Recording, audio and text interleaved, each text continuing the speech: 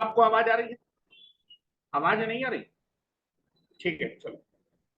ठीक है, अब इशू नहीं होगा। चलो, तो मैंने बोला कि हम लोग वर्किंग को समझ रहे थे। थ्री फेज इंडक्शन मोटर की मैं वर्किंग को आपको समझा रहा था कि थ्री फेज इंडक्शन मोटर आपकी क्या होती है, सेल्फ स्टार्ट होती है। कैसी मोटर होती है? सेल्फ स्टार्ट मोटर होती है। ठीक है, उसके लिए मैंने क्या किया, आपका एक स्टेटर बनाया। ठीक है, स्टेटर कौन सा पार्ट होता है? स्टेशनरी पार्ट होता है। और दूसरा मैंने रोटर बनाया, दैट इज ब्लू कलर से, that is a rotor, rotating part होता है।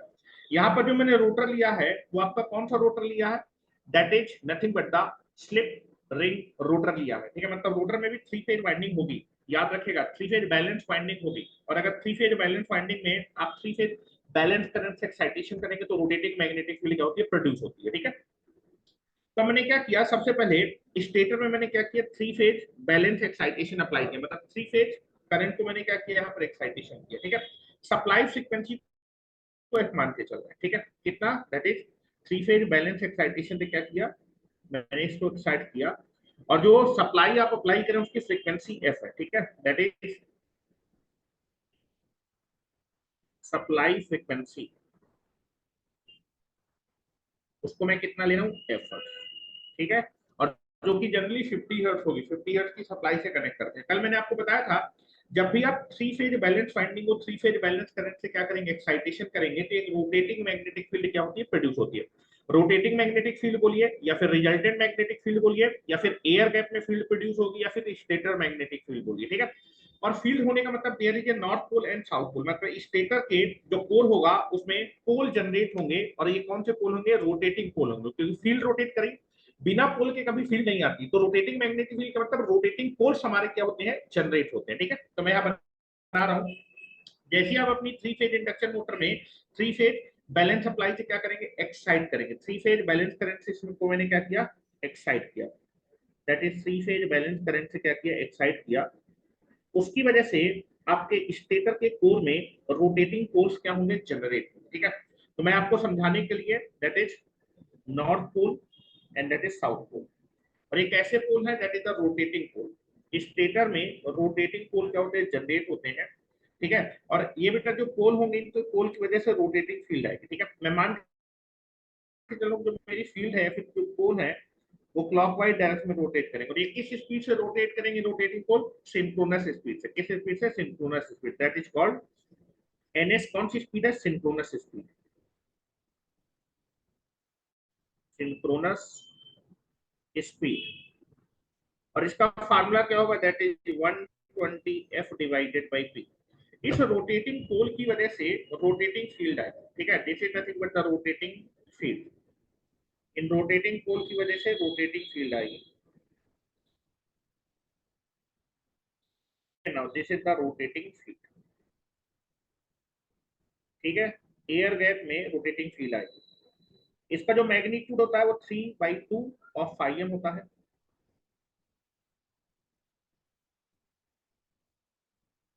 रोटेटिंग पोल की वजह से रोटेटिंग फील्ड आती है।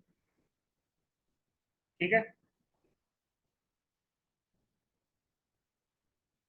ये फील्ड क्या कर रही है? रोटेट कर रही है। ये फील्ड रोटेट कर रही है, किस स्पीड से रोटेट कर रही है बेटा? सिंक्रोनस स्पीड से। इसको मैं बना देता हूँ, this is nothing but the rotating field. और एक किस स्पीड से रोटेट कर रही है? सिंक्रोनस स्पीड से।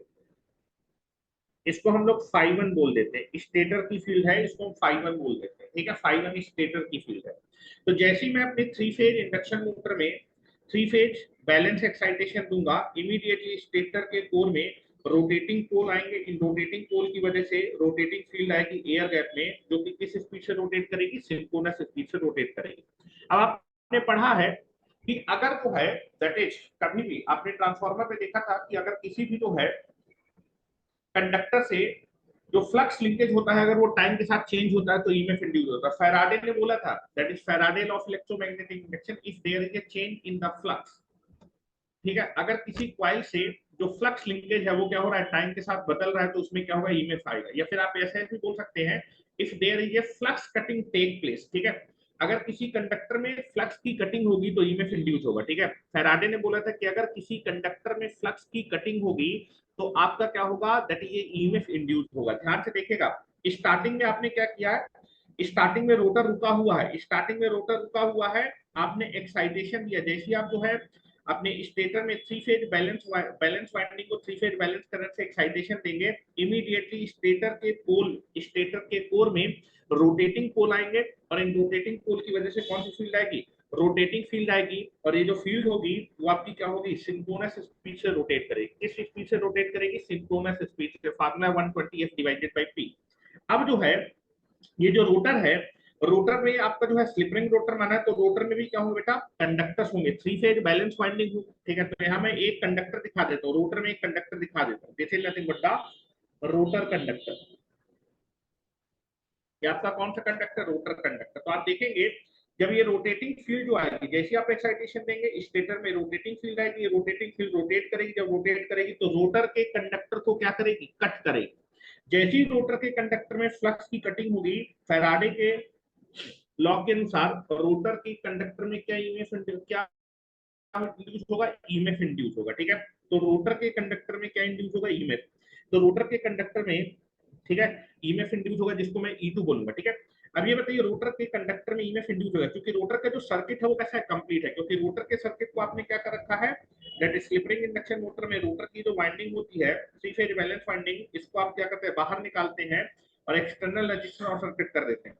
जैसी फ्लक्स की कटिंग होगी तो रोटर की वाइंडिंग में क्या होगा, ईएमएफ इंड्यूस होगा, और चूंकि सर्किट कंप्लीट है तो रोटर के वाइंडिंग में या फिर रोटर के कंडक्टर में क्या फ्लो करेगा, करंट फ्लो करेगा। तो रोटर के कंडक्टर में क्या आएगा, इंड्यूस करंट आएगा, दैट इज रोटर के कंडक्टर में क्या होगा, इंड्यूस करंट आएगा। ध्यान से सुनिएगा, ठीक है। जैसे ही आपने जो है स्टेटर में थ्री फेज बैलेंस वाइंडिंग को थ्री फेज बैलेंस करंट से क्या किया, एक्साइटेशन किया, आपका स्टेटर में रोटेटिंग पोल आएंगे, इस रोटेटिंग पोल की वजह से रोटेटिंग फील्ड आएगी, और ये जो फील्ड होगी वो रोटर के कंडक्टर को क्या करेगी, कट करेगी। रोटर के कंडक्टर को कट करेगी तो रोटर के कंडक्टर में ईएमएफ इंड्यूस होगा, क्योंकि रोटर का सर्किट कैसा है, कंप्लीट है, इसलिए रोटर के सर्किट, क्योंकि रोटर का सर्किट कंप्लीट है, ईएमएफ है, सर्किट कंप्लीट है, तो रोटर के कंडक्टर में क्या फ्लो करेगा, करंट फ्लो करेगा। जैसे ही रोटर के कंडक्टर में करंट फ्लो करेगा, तो आपने बोला था एक current carrying conductor always produce flux, तो रोटर के सर्किट में ईएमएफ आएगा, क्योंकि सर्किट कंप्लीट है, उसकी वजह से रोटर के कंडक्टर में क्या फ्लो करेगा, करंट फ्लो करेगा। इस करंट की वजह say that is rotor field produce होगी, ठीक है। एक करंट कैरिंग कंडक्टर, रोटर का सर्किट कंप्लीट है, जिसकी वजह से करंट आएगा, इस करंट की वजह say that is field produce होगी, ठीक है। तो रोटर के कंडक्टर में क्या प्रोड्यूस होगी, फील्ड प्रोड्यूस होगी, उसको मैं φ2 बोल रहा हूँ, रोटर की फील्ड को मैं φ2 बोल रहा हूँ, इसकी वजह से क्या प्रोड्यूस होगी, फील्ड प्रोड्यूस होगी, ठीक है। और बेटा रोटर, अब ये बताइए रोटर की जो फील्ड होगी वो कैसी होगी, यहाँ भी आप देखो रोटर में भी आपके पास क्या थ्री फेज बैलेंस वाइंडिंग है, और बेटा हर एक वाइंडिंग में क्या फ्लो करेगा, करंट फ्लो करेगा। तो थ्री फेज बैलेंस वाइंडिंग में अगर आप थ्री फेज बैलेंस करंट को क्या करेंगे, एक्साइटेशन करेंगे, लेकिन यहाँ पर जो करंट आएगा वो कौन सा करंट होगा, इंड्यूस्ड करंट, क्योंकि आप देखेंगे सप्लाई आपने यहाँ पर दी है, जिसकी वजह से क्या होगा, स्टेटर में फील्ड आएगी, स्टेटर की जो फील्ड है वो रोटेटिंग नेचर की होगी, वो आपके आर फेज, वाई फेज और बी फेज, इन तीनों कंडक्टर को क्या करेगी, कट करेगी। तीनों कंडक्टर में ईएमएफ आएगा रोटर के, और तीनों फेज में अगर करंट ईएमएफ आएगा, क्योंकि सर्किट कंप्लीट है, करंट आएगा, और करंट की वजह से क्या आएगा, फ्लक्स आएगा। और आपने बताया था कि जब भी थ्री फेज बैलेंस वाइंडिंग को आप थ्री फेज बैलेंस करंट से क्या करते हैं, एक्साइट करते हैं, तो हमेशा रोटेटिंग फ्लक्स आता है। तो रोटर में भी जो है, जो रोटर में ईएमएफ आएगा, ईएमएफ की वजह से करंट आएगा, करंट की वजह से फील्ड आएगी। रोटर का भी जो फ्लक्स होगा या फिर रोटर की जो फील्ड होगी वो भी किस नेचर की होगी, रोटेटिंग नेचर की होगी। और रोटर की फील्ड भी किस स्पीड से रोटेट करेगी, सिंक्रोनस स्पीड से ही क्या करेगी, रोटेट करेगी। किस डायरेक्शन में रोटेट करेगी, जिस डायरेक्शन में आपका स्टेटर का फ्लक्स रोटेट करता है उसी डायरेक्शन में आपका जो है रोटर की फील्ड भी क्या करती है, रोटेट करती है। तो इसको भी मैं क्लॉकवाइज डायरेक्शन में दिखा रहा हूँ, याद रखिएगा, क्योंकि आपको टॉर्क प्रोडक्शन के लिए दो फील्ड चाहिए, और दोनों फील्ड के बीच में रिलेटिव स्पीड क्या होनी चाहिए, जीरो। तो जब हम रोटर की स्पीड निकालेंगे अभी आगे चल के, रोटर के फ्लक्स की जो स्पीड निकालेंगे वो भी सिंक्रोनस स्पीड के बराबर ही आएगी, ठीक है। तो मैंने बोला कि जैसे ही आपने स्टेटर में एक्साइटेशन दिया, एक्साइटेशन देने के बाद स्टेटर के कोर में रोटेटिंग पोल आएंगे, इन रोटेटिंग पोल की वजह से रोटेटिंग फील्ड आएगी। ये रोटेटिंग फील्ड आपकी क्या करेगी, रोटर के कंडक्टर को कट करेगी। रोटर के कंडक्टर को कट करने की वजह से रोटर के कंडक्टर में ईएमएफ आएगा, क्योंकि रोटर का सर्किट कंप्लीट है, तो रोटर के कंडक्टर में करंट फ्लो करेगा, इस करंट की वजह से क्या आएगी, फील्ड आएगी, रोटर की फील्ड आएगी φ2, ठीक है। और ये जो फील्ड होगी ये भी क्या करेगी, सिंक्रोनस स्पीड से क्या करेगी, रोटेट करेगी, ठीक है।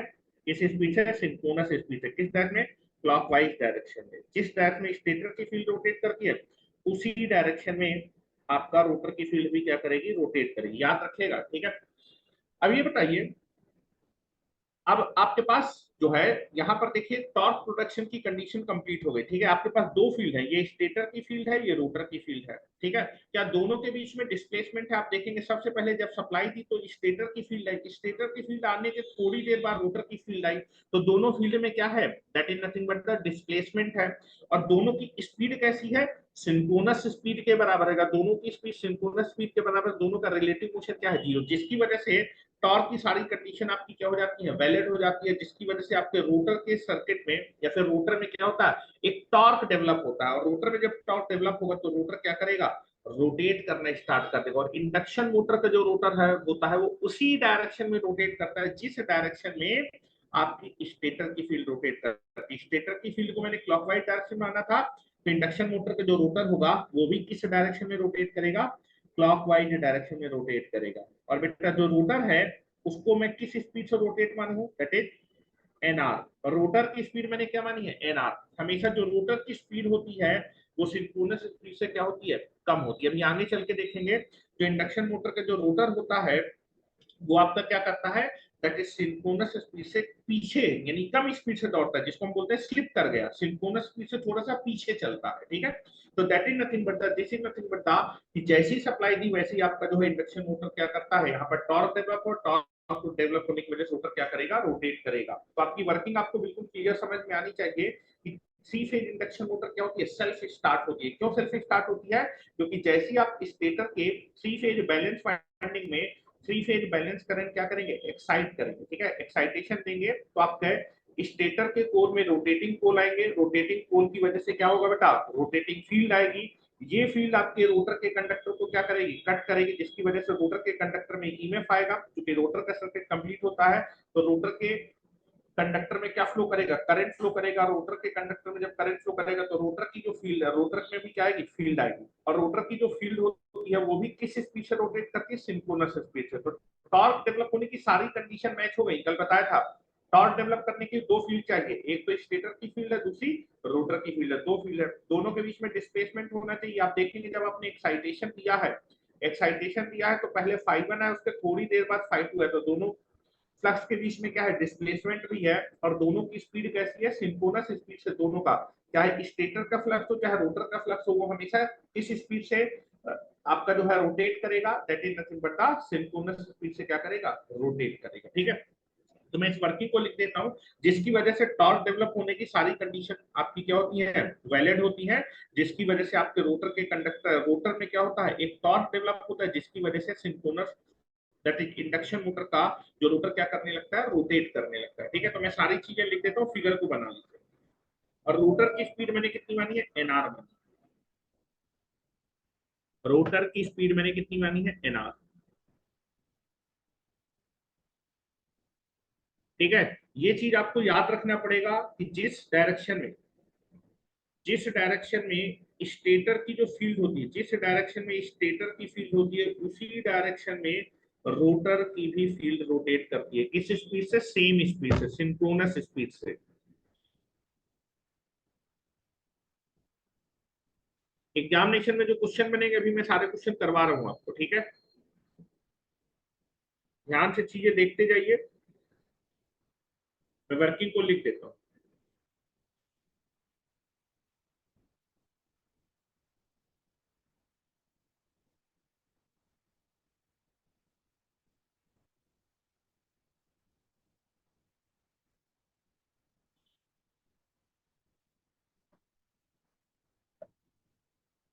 चलिए, मेरे ख्याल से सभी ने फिगर बना लिया होगा।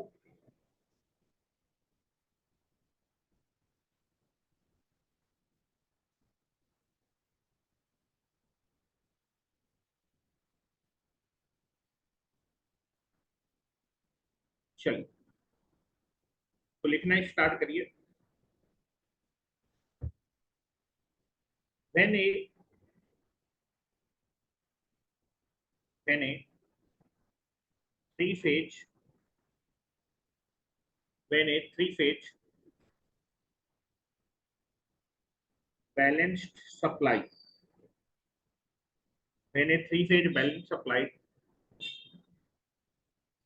is connected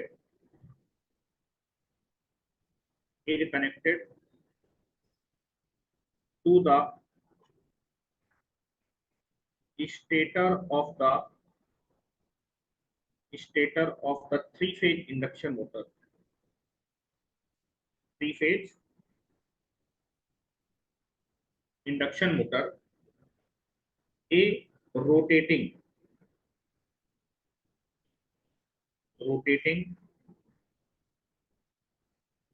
magnetic field magnetic field is produced. A rotating magnetic field is produced.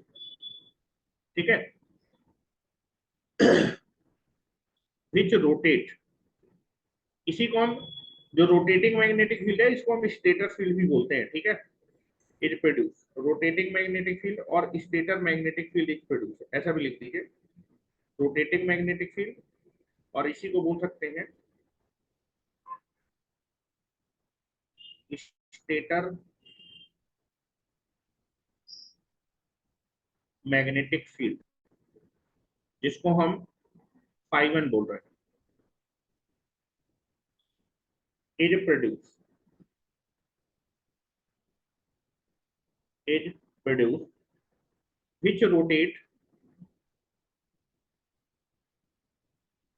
which rotates at a synchronous speed of the magnitude of synchronous speed ns. It rotates with a synchronous speed, और synchronous speed को हम लोग किससे print कर रहे हैं, ns से, जिसकी वैल्यू होती है 120f divided by p of A magnitude of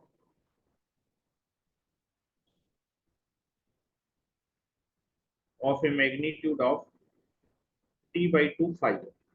ठीक है, अब जब ये रोटेटिंग फील्ड आपकी रोटेट करेगी तो रोटर के कंडक्टर को क्या करेगी, कट करेगी. तो लिख रहा हूं,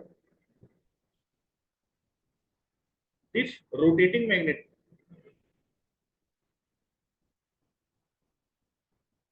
this stator rotating magnetic field cut the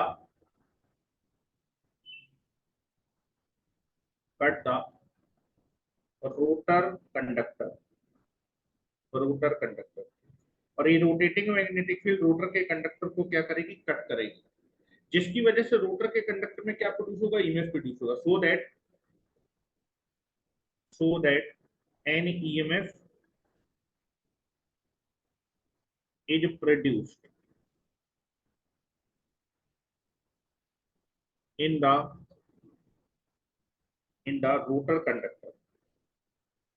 rotor conductor according to the Faraday law of electromagnetism. according to the Faraday's law of electromagnetic induction, जिसकी वजह से रोटर के कंडक्टर में क्या प्रोड्यूस होगा, ईएमएफ इंड्यूस होगा. क्योंकि रोटर का सर्किट कंप्लीट है because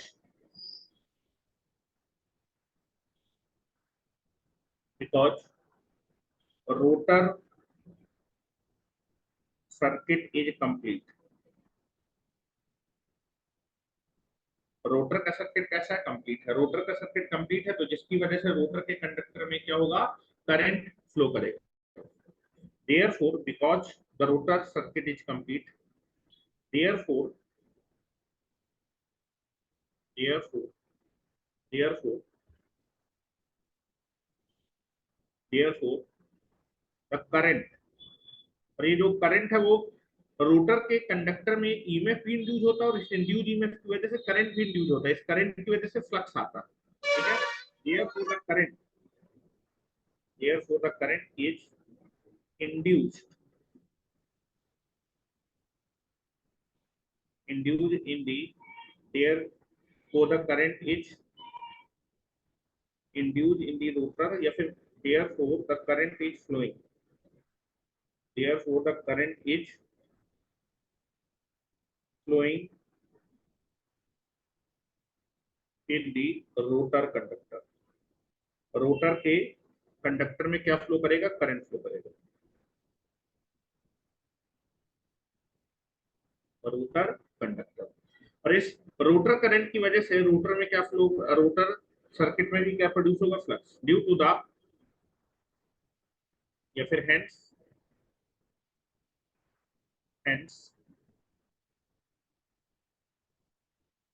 hence due to this rotor current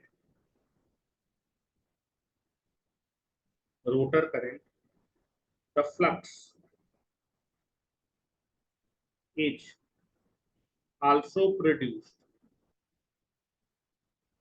flux is also produced,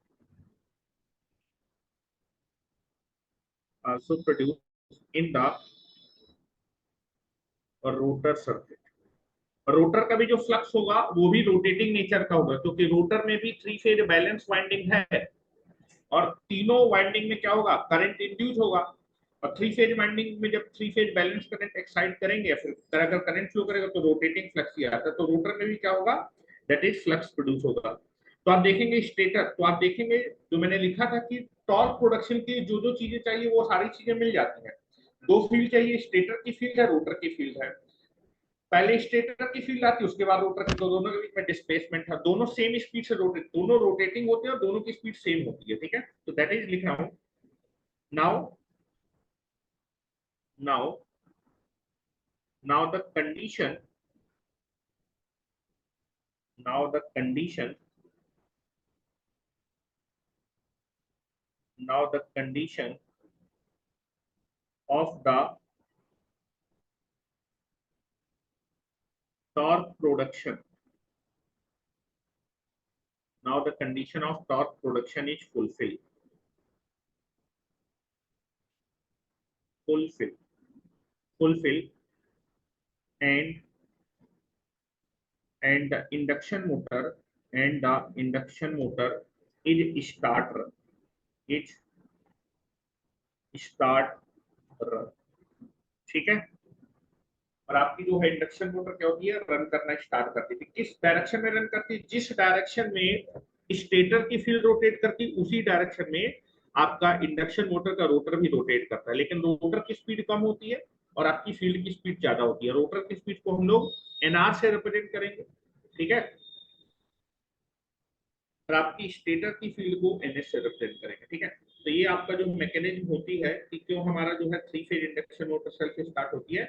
तो जैसे ही हम लोग क्या करते हैं, थ्री फेज इंडक्शन मोटर में हम three phase balance winding stator में कनेक्ट करते हैं, रोटेटिंग फील्ड स्टेटर में रोटेटिंग फील्ड आती है। ये रोटेटिंग फील्ड क्या होती है, that is nothing but the आपके रोटर के कंडक्टर को कट करती है। रोटर के कंडक्टर में ईएमएफ आता है, क्योंकि रोटर का सर्किट कंप्लीट है, इसलिए रोटर के कंडक्टर में क्या फ्लो करेगा, करंट फ्लो करेगा। इस करंट की वजह से फ्लक्स आएगा, इस फ्लक्स की वजह से आपका क्या होता है, टॉर्क डेवलप होता है, ठीक है।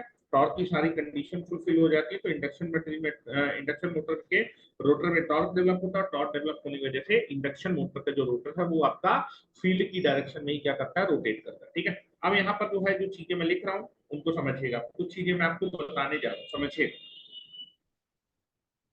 मेरे ख्याल से लिख लिया होगा।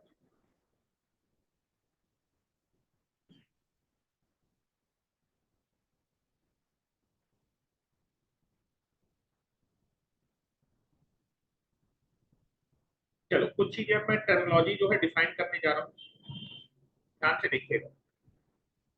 तो वर्किंग मैंने आपको बता दी है। हाँ, एनएस किसको प्रिंट करेगा, ये सिंक्रोनस स्पीड, ठीक है। दैट इज एनएस किसको प्रिंट करेगा, सिंक्रोनस स्पीड को। जो भी मैं चीजें लिखूंगा वहां पर जब भी एनएस लिखा होगा तो एनएस का मतलब होगा सिंक्रोनस स्पीड। स्टेटर का फ्लक्स और रोटर का जो फ्लक्स होते हैं वो सिंक्रोनस स्पीड से क्या करते हैं, रन करते हैं। एनएस का मतलब सिंक्रोनस स्पीड है, ठीक है। उसके बाद एनआर, एनआर क्या है, दैट इज द मोटर जिस स्पीड से रन कर रही है, मोटर रन करने का मतलब मोटर का जो रोटर होता है वही रन करता है, ठीक है। तो इसको हम लिखते हैं मोटर स्पीड। एनआर का मतलब क्या है, मोटर स्पीड, या फिर मोटर के स्पीड का मतलब है दैट इज रोटर की स्पीड। मोटर में कौन रन करता है, रोटर। अब बेटा इसकी यूनिट होगी आरपीएम। जब भी मैं कैपिटल लेटर यूज करूंगा तो आरपीएम होगा, स्मॉल लेटर में तो आरपीएस होगा, रेवोल्यूशन पर सेकंड। और आरपीएम का मतलब रेवोल्यूशन पर मिनट, रेवोल्यूशन मींस चक्कर, ठीक है। दैट इज एनआर क्या है, दैट इज हमेशा ये आपकी मोटर की स्पीड है, फिर रोटर की स्पीड। सिंक्रोनस मोटर में या दैट इंडक्शन मोटर में, जो इंडक्शन मोटर का जो रोटर होता है सिंक्रोनस स्पीड से थोड़ा पीछे चलता है, ठीक है, स्लिप में चलता है। पीछे चलने को मतलब जो रोटर है वो फील्ड को कैच करने की कोशिश करता है, तो हमेशा उससे पीछे ही रहता है। इसको बोलते हैं यार उससे स्लिप कर गया, सिंक्रोनस स्पीड से कितना पीछे चल रहा है उसको बोलते हैं स्लिप, ठीक है। अब जो है, जो जा पूरे उसमें जो है जो एफ होगा, एफ आपकी सप्लाई फ्रीक्वेंसी होगी। स्टेटर की फ्रीक्वेंसी बोलिए या फिर सप्लाई फ्रीक्वेंसी, सप्लाई फ्रीक्वेंसी को हमेशा मैं एफ से रिप्रेजेंट करूंगा, जो कि स्टेटर की फ्रीक्वेंसी है। दैट इज एफ का मतलब कौन सी फ्रीक्वेंसी है, सप्लाई फ्रीक्वेंसी, सप्लाई फ्रीक्वेंसी, जो कि इसकी यूनिट क्या होगी, हर्ट्ज होगी। यहाँ मैं स्पीड लिख देता हूँ, कैपिटल लेटर का मतलब जो स्पीड है वो किसमें है, आरपीएम में है, आरपीएम रेवोल्यूशन पर मिनट, ठीक है। और आप देखेंगे कि आपका जो है, जब आप जो है स्टेटर में क्या करेंगे, थ्री फेज बैलेंस वाइंडिंग को थ्री फेज बैलेंस का एक्साइटेशन करेंगे, तो रोटेटिंग फील्ड आएगी, रोटेटिंग फील्ड रोटर के कंडक्टर को कट करेगी, तो रोटर के कंडक्टर में भी ईएमएफ आएगा, और इस ईएमएफ की वजह से करंट इंड्यूस होगा, तो इनकी भी कुछ ना कुछ फ्रीक्वेंसी होगी। तो रोटर की जो, रोटर में जो ईएमएफ और जो करंट आ रहा है उसकी फ्रीक्वेंसी को हम एफआर बोलते हैं, ठीक है। That is called FR. FR is nothing but the rotor induce EMF या फिर rotor induce current frequency. Rotor, FR क्या है, रोटर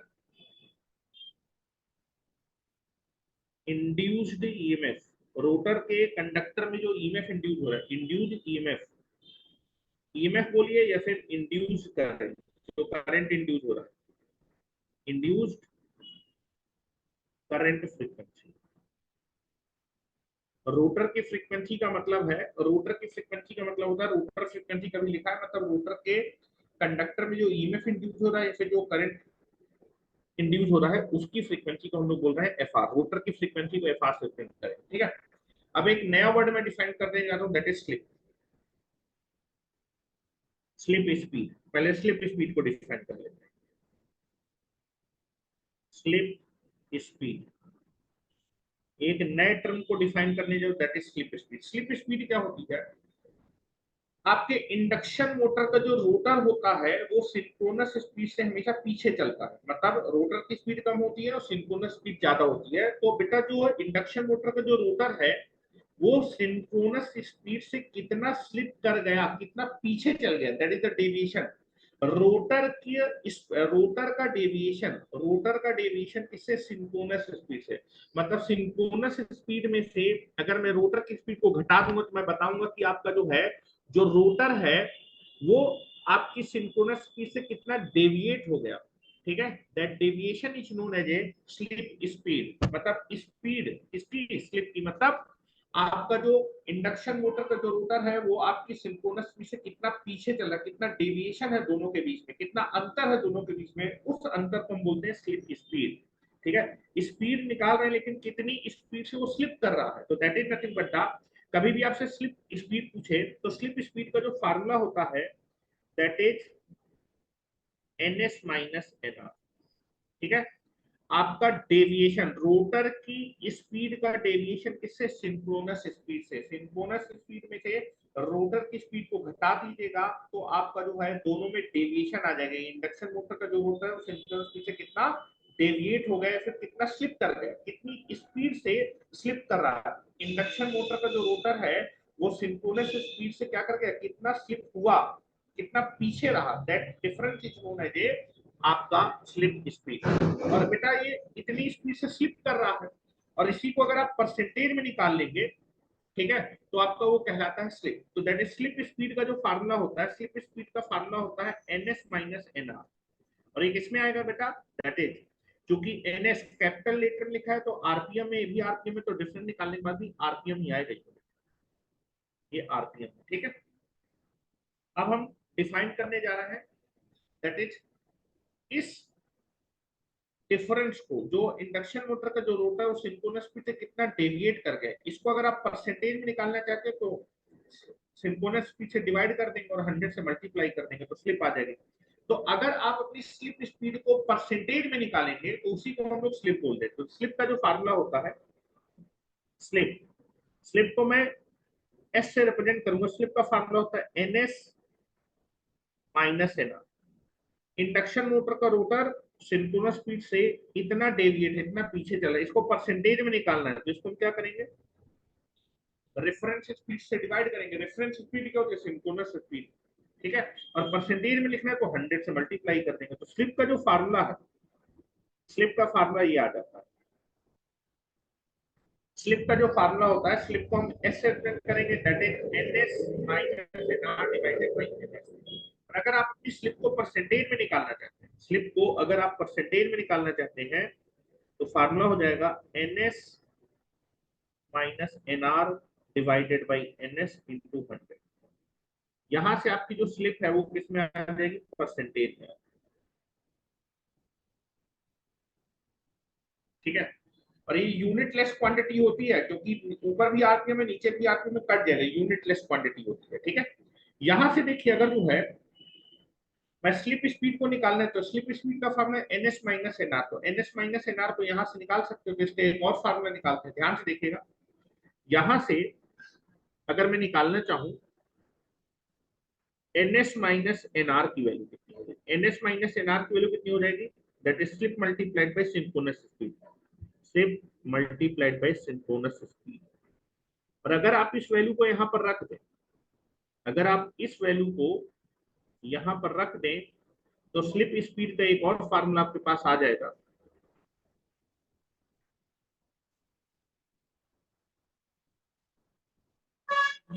यहां पर अगर रख दें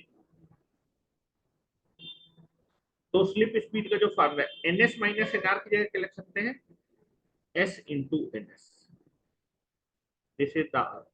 ठीक है, this is the also formula. याद रखिएगा, स्लिप स्पीड अलग है और स्लिप का फार्मूला अलग है। स्लिप क्या होती है, N S minus N R divided by N S, और परसेंटेज में निकालेंगे तो 100 आ जाएगा। ठीक है, तो that is nothing but the, अगर मैं स्लिप स्पीड को परसेंटेज में निकालूंगा तो उसको मैं स्लिप बोलता हूँ। और स्लिप स्पीड क्या होती है, N S minus N R, that is आपकी रोटर की स्पीड का डेविएशन किससे, सिंक्रोनस स्पीड से। रोटर कितना सिंक्रोनस स्पीड से पीछे चल रहा है उसको बोलते हैं स्लिप स्पीड, और उसी डिफरेंस को अगर परसेंटेज में निकालेंगे तो उसको हम स्लिप बोलते हैं। ठीक है, अच्छा, यहां से कई बार हमें जो है क्या होगा, क्वेश्चन में कई बार हमें जो है रोटर की स्पीड पूछेगा।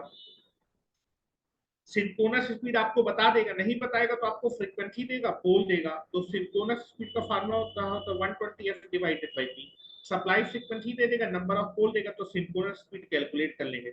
बता देगा कि आपका इंडक्शन में मोटर का जो रोटर वो कितनी स्लिप में चल रहा है, स्लिप की वैल्यू दे देगा तो रोटर की स्पीड निकाल लेंगे। तो रोटर स्पीड का फार्मूला मैं निकाल देता हूँ यहाँ से, और बहुत इंपॉर्टेंट फार्मूला है, कई बार एग्जामिनेशन में डायरेक्ट क्वेश्चन आता है, ऑब्जेक्टिव में तो खासकर आता है। ठीक है, तो यहाँ से मैं आपका जो है स्लिप का जो फार्मूला है, स्लिप का फार्मूला है N S minus N R divided by N S. Cross multiply कर दीजिए तो S into N S is equal to हो जाएगा N S minus N R. आपको रोटर की स्पीड निकालनी है, इंडक्शन मोटर का जो रोटर है वो कितनी स्पीड से रोटेट कर रहा है, तो इसको निकालना चाहते तो इसको यहाँ लाते, इसको यहाँ लेके आते हैं। तो एन आर का फार्मूला हो जाएगा, रोटर की स्पीड का फार्मूला हो जाएगा N S minus S into N S. तो रोटर की स्पीड का जो फार्मूला हो जाएगा, यहाँ से एन एस कॉमन ले लीजिए, ब्रैकेट में आ जाएगा 1 minus S. This is a very very important formula, भर भर के क्वेश्चन है यूथ में इसी फार्मूले के ऊपर। दैट इज रोटर की स्पीड का formula, rotor speed, rotor speed बोलिए फिर मोटर स्पीड बोलिए, रोटर स्पीड बोलिए या फिर इसी को हम लोग बोलते हैं मोटर स्पीड। और इसको निकालने के लिए आपको दो चीजें चाहिए, एक तो सिंक्रोनस स्पीड और दूसरा आपका जो इंडक्शन मोटर का जो रोटर वो कितनी स्लिप पे रन कर रहा है। स्लिप आपको दी होगी, नहीं दी होगी तो सप्लाई फ्रीक्वेंसी और पोल आपको दिया होगा। ठीक है, चलो इस फार्मूले को याद रखें कि स्टार मार्क किया है। कई सारे फार्मूले जो मैंने लिखे हैं वो डायरेक्ट क्वेश्चन पूछे जाते हैं। अब तुम याद रखोगे तो कर पाओगे, नहीं याद रखोगे तो फिर कुछ नहीं हो सकता। ठीक है, इतना लिख लीजिए। अब हम लोग रोटर की फ्रीक्वेंसी का फार्मूला निकालने वाले हैं। रोटर की स्पीड का फार्मूला है, रोटर की फ्रीक्वेंसी का फार्मूला निकालने वाले हैं।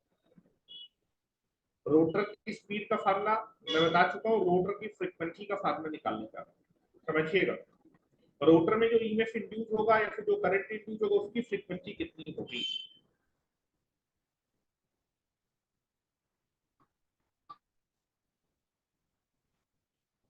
इन फार्मूला में जो एनएस है वो आरपीएम में रखना है, स्पीड को भी आरपीएम में रखना है, आरपीएम में। अगर आरपीएस में दी होगी रिवोल्यूशन पर सेकंड में तो उसका भी मैं फार्मूला लिख दूंगा, यहां लिख देता हूँ। ये सभी फार्मूले हैं आरपीएम में, ठीक है। मैं इसी के बगल में और भी लिख देता हूँ फार्मूले, स्लिप के फार्मूले। अगर मान लीजिए आपको स्पीड आरपीएम में ना देके, अगर स्पीड आपको आरपीएम में दी है तो आपको कैपिटल लेटर में यूज करना है, ठीक है। लेकिन अगर मान लीजिए रिवोल्यूशन पर सेकंड में दी है तो फार्मूला यही रहेगा, ठीक है। तो आप फार्मूला लगा दीजिएगा, स्लिप का फार्मूला हो जाएगा NS minus NR divided by NS. ये फार्मूला है। यहां पर जो है, जो एनआर है वो रोटर की स्पीड को रिप्रेजेंट कर रहा है, लेकिन इसमें आरपीएस में। यहां पर वेयर एनआर ये रोटर की स्पीड है, लेकिन किसमें है, आरपीएस में। सिंक्रोनस स्पीड को भी किसमें रखना है, आरपीएस में, रिवोल्यूशन पर सेकंड। ठीक है, ये चीज ध्यान रखिएगा। अगर मान लीजिए कई बार आपको रेडियन पर सेकंड में दी जाए तो उसको भी लिख देता हूँ। स्पीड अगर आपको आरपीएम में दी है तो ये वाला लगा दी, आरपीएस में दी है तो ये लगा दीजिएगा। स्मॉल लेटर आरपीएस के लिए यूज किया जाता है, कैपिटल लेटर आरपीएम। लेकिन मान लीजिए आपको स्पीड रेडियन पर सेकंड में दी है, एंगुलर स्पीड अगर आपको दी है तो उसका फार्मूला क्या होगा, दैट इज फार्मूला होता है S equal to omega S minus omega R divided by omega S. जहां पर ओमेगा एस क्या है, ये एंगुलर स्पीड है, तो ये क्या है, ये ओमेगा रोटर की स्पीड है, लेकिन कौन सी, एंगुलर स्पीड है, ठीक है। Now this is nothing but omega क्या है, this is the rotor angular speed.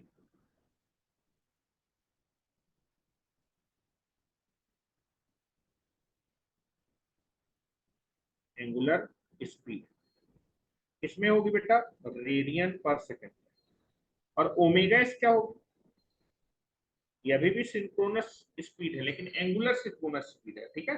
Omega S क्या है, सिंक्रोनस स्पीड, लेकिन कौन सी, angular synchronous speed. Angular synchronous speed.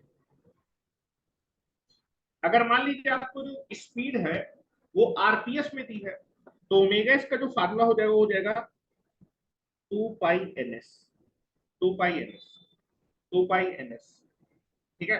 लेकिन यहाँ पर एन एस स्मॉल लेटर है, मतलब ये किस में रखना है, आरपीएस में रखना है। और वहीं अगर मान लो आपको स्पीड आरपीएम में मालूम है तो ओमेगा एस का जो फार्मूला हो जाएगा वो 2 पाई एन एस बाई 60 हो जाएगा। लेकिन यहाँ पर जो एन एस होगा वो सिंक्रोनस स्पीड होगा, किस में रखना है, आरपीएम में रखना है। ये चीज ध्यान रखिएगा।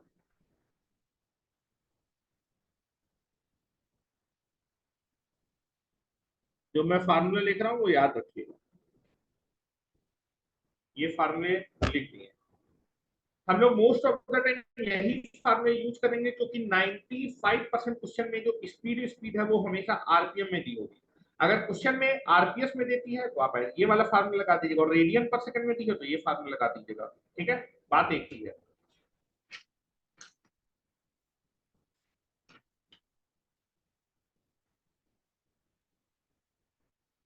और मान लीजिए आप जो है स्लिप स्पीड निकालना चाहते हैं लेकिन रेडियन पर सेकंड में निकालना चाहते हैं तो फार्मूला क्या होगा, नीचे लिख देते हो, पहले इतना लिख लीजिए।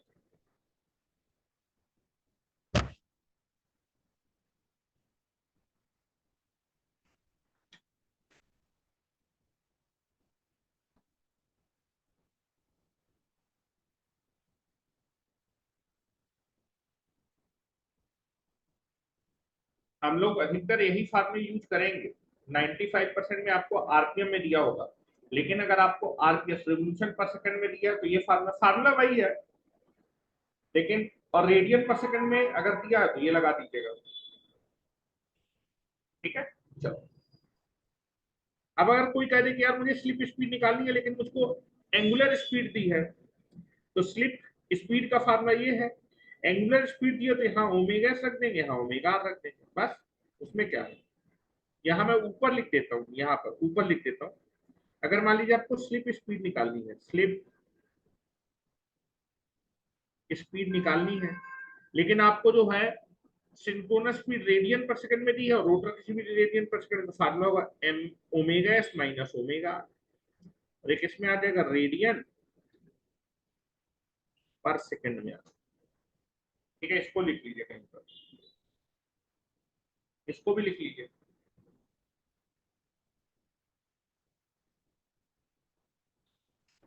अब हम लोग रोटर की फ्रीक्वेंसी का फार्मूला ड्राइव करने जा रहे हैं। रोटर में जो ईएमएफ इंड्यूस होता है, फिर जो करंट इंड्यूस होता है, उसकी फ्रीक्वेंसी कितनी होती है, क्या वो सप्लाई फ्रीक्वेंसी के बराबर होता है कि क्या उसकी फ्रीक्वेंसी कुछ अलग होती है जो ईएमएफ इंड्यूस होगा।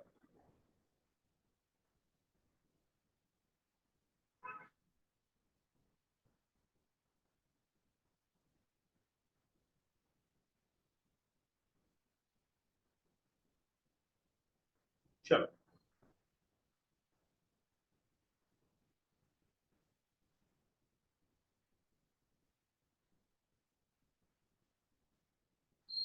मेरे ख्याल से तुम लोगों ने लिख लिया होगा, बोर्ड पे आओ।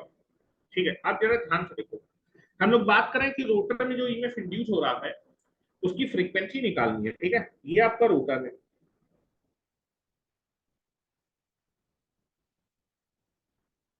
अच्छा बताओ, रोटर का जो फ्लक्स है वो कितनी स्पीड से रोटेट कर रहा है, वो तो एनएस से। रोटर का जो फ्लक्स है, ये मैं बात करूं रोटर का जो फ्लक्स है, जिसको मैंने फाई 2 बोला है, वो कितनी स्पीड से रन कर रहा है, वो तो एनएस से रन कर रहा है। और रोटर की जो बॉडी है, रोटर की बॉडी रोटर की बॉडी मतलब रोटर किस स्पीड से रोटेट कर रहा है, वो तो एनआर से रन कर रहा है। रोटर बॉडी, रोटर की जो बॉडी है या फिर जो रोटर है वो किस स्पीड से रोटेट कर रहा है, वो एनआर से रोटेट कर रहा है। ठीक है, तो मुझे देखना है कि रोटर के कंडक्टर में जो ईएमएफ इंड्यूस हो रहा है उसकी फ्रीक्वेंसी क्या है। इस चीज को दिखाने के मैं स्टेटर से इसको रिलेट कर रहा हूँ। आप देखेंगे जो स्टेटर की बॉडी है, स्टेटर की बॉडी तो स्टेशनरी है, उसकी स्पीड तो जीरो है। स्टेटर की जो बॉडी है वो तो स्टेशनरी स्टेशनरी स्टेटर तो रुका हुआ होता है, लेकिन स्टेटर का जो फ्लक्स है, स्टेटर का जो फ्लक्स है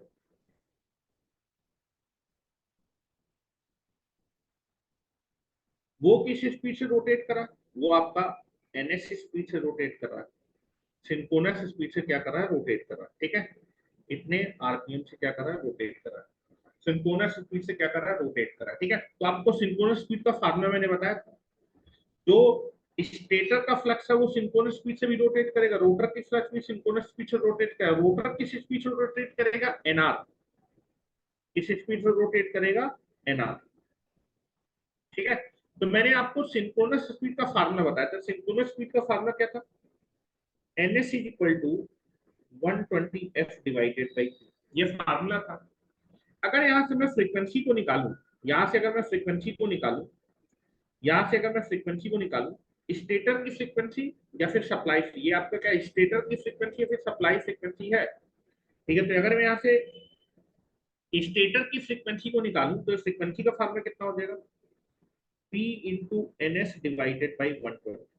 ठीक है, अच्छा इस फार्मूले से अगर मैं स्टेटर की फ्रीक्वेंसी को निकालना चाहता हूं तो स्टेटर की फ्रीक्वेंसी का फार्मूला क्या होगा, दैट इज पी। स्टेटर की फ्रीक्वेंसी का फार्मूला क्या होगा, पी। पी क्या होगा, नंबर ऑफ पोल। और मैंने बताया था कि जितने भी बेटा स्टेटर में पोल होते होते रोटर में पोल होते, तो एक तो पोल आएगा। यहाँ पर देखिए एनएस, एनएस क्या है बेटा, एनएस क्या है, स्टेटर का फ्लक्स और स्टेटर की बॉडी के बीच में कितना रिलेटिव स्पीड है, रिलेटिव स्पीड। इसको लिख सकते हैं एनएस माइनस जीरो, एनएस को लिख सकते हैं NS minus zero. NS minus zero मतलब स्टेटर का फ्लक्स और स्टेटर की बॉडी के बीच में रिलेटिव स्पीड चाहिए डिवाइडेड बाई 120। तो अगर आप स्टेटर की फ्रीक्वेंसी को निकालना चाहते हो तो पोल चाहिए, दूसरा स्टेटर का फ्लक्स और स्टेटर की बॉडी के बीच में रिलेटिव स्पीड चाहिए, and that is 120 will be there. तो मैं इसको ऐसे लिख सकता हूं, स्टेटर की फ्रीक्वेंसी का फार्मूला हो जाएगा P ब्रैकेट में लिखता हूं NS minus zero divided by 120। This is the F क्या है, सप्लाई फ्रीक्वेंसी बोलिए,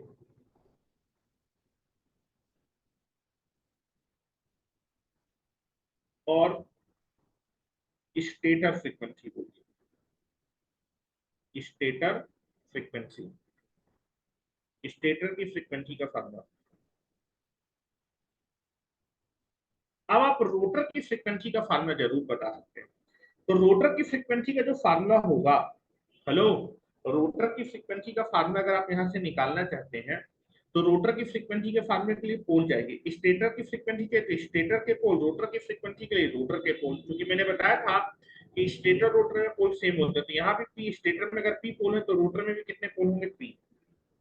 रोटर की फ्रीक्वेंसी निकालने के लिए आपको रिलेटिव, स्टेटर की फ्रीक्वेंसी निकालने के लिए आपको क्या चाहिए, स्टेटर की फील्ड और स्टेटर की बॉडी के बीच में relative speed, field minus body की स्पीड करते हैं, ठीक है।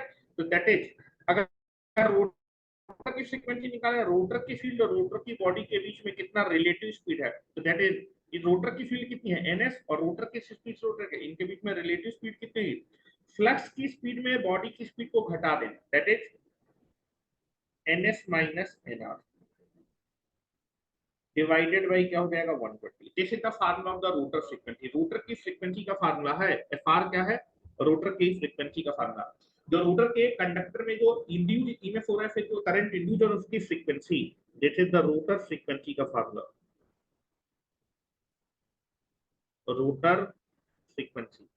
अब इसको कैलकुलेट करते हैं जरा साफ सुथरे तरीके से, इसको निकालते हैं तो आ जाएगा P।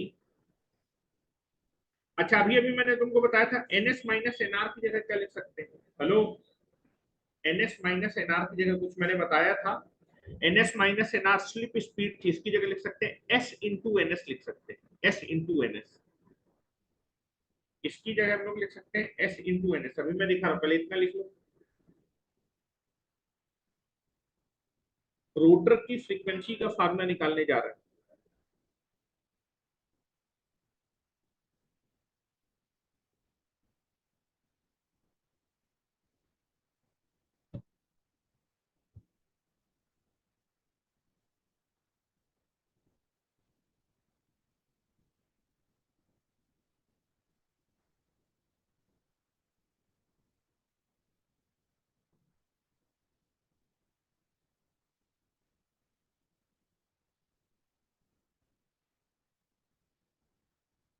चलो,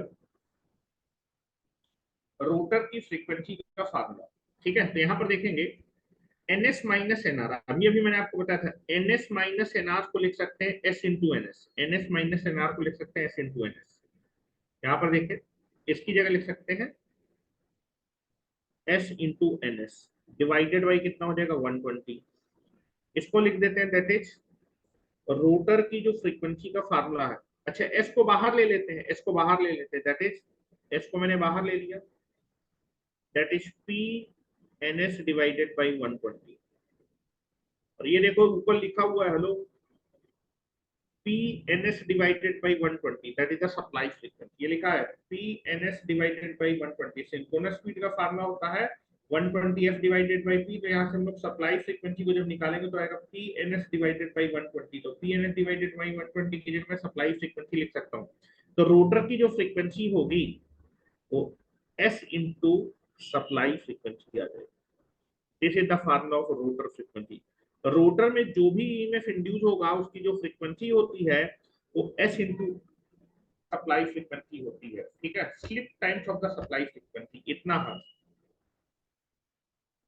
दिस इज रोटर फ्रीक्वेंसी। कई बार आपके एग्जामिनेशन में क्वेश्चन पूछा जा चुका है कि रोटर में जो ईएमएफ इंड्यूस होता है फिर जो करंट इंड्यूस होता है उसकी फ्रीक्वेंसी, रोटर में जो ईएमएफ इंड्यूस होगा ऐसे जो करंट इंड्यूस होगा उसकी फ्रीक्वेंसी होती है slip times of the supply frequency. Supply frequency आपको देगा, स्लिप आपको देगा, उससे आप निकाल, नहीं देगा तो आपको स्लिप निकालने के लिए आपको क्या देगा, सिंक्रोनस स्पीड और रोटर की स्पीड देगा, वहां से स्लिप निकल आएगी, इसको रख के निकाल लीजिएगा।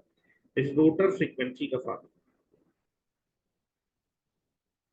रोटर की फ्रीक्वेंसी का फॉर्मूला, रोटर में जो ईएमएफ इंड्यूस होगा या फिर जो भी करंट इंड्यूस होगा उसका फार्मूला ये हो जाएगा। ठीक है, अब मैं कुछ क्वेश्चन लिखने जा रहा हूँ, समझिएगा,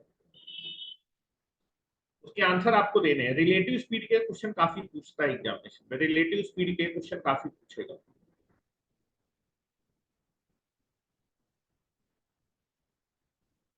इतना नोट कर लीजिए।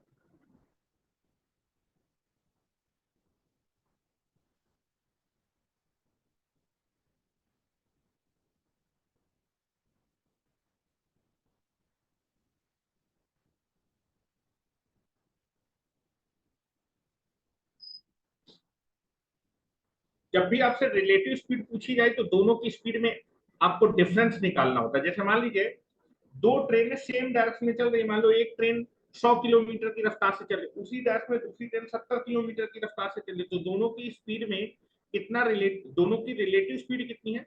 तो अगर सेम डायरेक्शन में चल रही है, एक 100 से चल रही है, एक 70 से, तो दोनों के बीच में कितना रिलेटिव स्पीड होगा, 100 माइनस 70, 30 का अंतर आएगा। दैट इज कॉल्ड 30 क्या करेगा, रिलेटिव स्पीड। अगर दोनों सेम डायरेक्शन में तो दोनों स्पीड को घटा देते हैं। एक मान लीजिए आपका आगे जा रहा है, एक पीछे जा रहा है, एक मान लो 60 किलोमीटर से आगे जा रहा है, एक 50 किलोमीटर, दोनों के बीच में स्पीड में अंतर, रिलेटिव स्पीड निकालेंगे तो दोनों की स्पीड ऐड हो जाती है। जैसे ये वही बात होती है, जैसे मान लीजिए दो ट्रेनें सेम डायरेक्शन में चल रही है, ठीक है, तो एक ट्रेन में जब बैठ के आप दूसरी ट्रेन को देखेंगे तो उसकी स्पीड कम लगेगी, लेकिन जब दोनों ट्रेनें अपोजिट डायरेक्शन में चलती है तो आपको ये लगता है कि दूसरी ट्रेन काफी तेज चल रही है। एक्चुअल में ऐसा होता नहीं है, ठीक है, वो आपको आभास होता है, क्योंकि रिलेटिव स्पीड आपकी क्या होती है, दोनों की स्पीड ऐड हो जाती है अपोजिट डायरेक्शन में। ठीक है, तो मैं कुछ क्वेश्चन आपसे पूछ रहा हूँ, मुझे उसके आंसर पता है कि एग्जामिनेशन में काफी फेवरेट क्वेश्चन पूछे जाते हैं, ऑब्जेक्टिव में भर भर के क्वेश्चन आते हैं।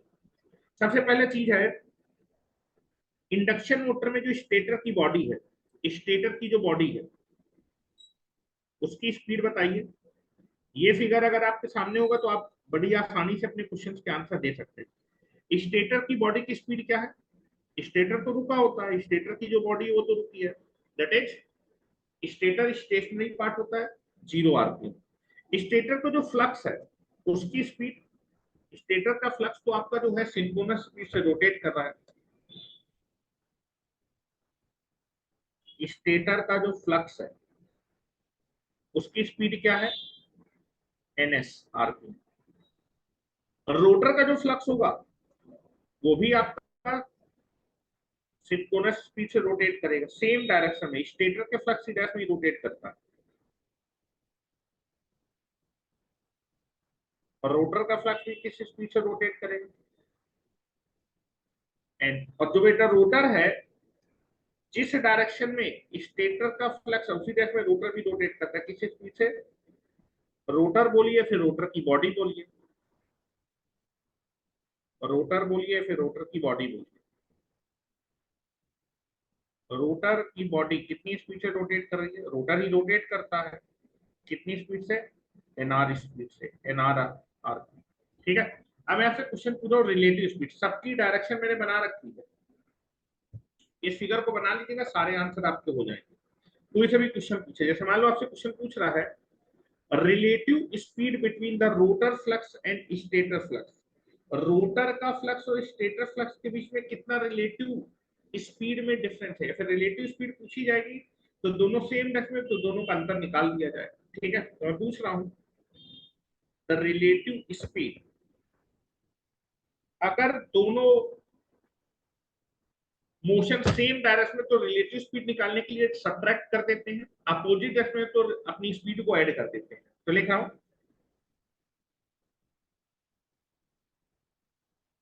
Relative speed between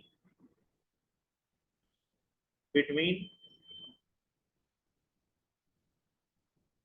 rotor flux and stator flux. Rotor के फ्लक्स और स्टेटर के फ्लक्स में कितना रिलेटिव स्पीड है, ns माइनस, दोनों घट जाएंगे सेम डायरेक्शन में, तो NS माइनस NS कितना हो जाएगा? रोटर के फ्लक्स और स्टेटर के फ्लक्स की रिलेटिव स्पीड। तो पहले रोटर है तो पहले हम रोटर की स्पीड लिखेंगे और फिर स्टेटर पे स्टेटर की, और सेम रेस में तो दोनों की स्पीड को घटा देंगे। NS माइनस NS तो कितना आ जाएगा? 0 RPM। रोटर के फ्लक्स और स्टेटर के फ्लक्स के बीच में रिलेटिव स्पीड है 0, मतलब दोनों एक दूसरे के रिस्पेक्ट में सेम स्पीड से रोटेट कर रहे तो स्टेशनरी है। दूसरा क्वेश्चन एग्जामिनेशन में पूछा जाता है, that is relative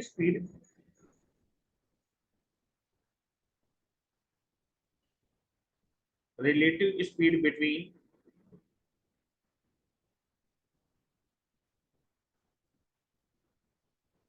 rotor flux and rotor body. ये क्वेश्चन आपसे कोई पूछ ले, रोटर के फ्लक्स और रोटर की बॉडी में कितना रिलेटिव स्पीड है, तो पहले फ्लक्स लिखा है फिर बॉडी लिखा है, तो दैट इज रोटर के फ्लक्स की स्पीड है NS और रोटर की बॉडी की स्पीड है NR।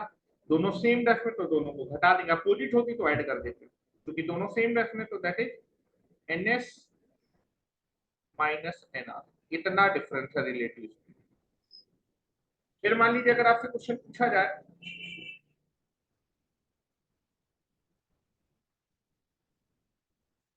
Relative speed between rotor body and stator body. Stator की बॉडी और रोटर की बॉडी में रिलेटिव स्पीड, तो बेटा पहले रोटर की बॉडी लिखो, तो रोटर की बॉडी की स्पीड क्या है? NR सेम डायरेक्शन है, और स्टेटर की बॉडी की स्पीड 0 है, तो कितना आ जाएगा? NR/RPM। दोनों के बीच में इतना रिलेटिव स्पीड है। तो अगर क्वेश्चन कभी पूछा जाए तो उसको बड़ी आसानी से आप बता सकते हैं। इस तरह के कई सारे क्वेश्चन पूछे जाते हैं। अब फिगर अगर आपके पास ये है तो कोई सा भी क्वेश्चन का आप आंसर बता दीजिएगा, लिख लीजिए पहले। अब जरा स्लिप के बारे में और चर्चा कर लेते हैं।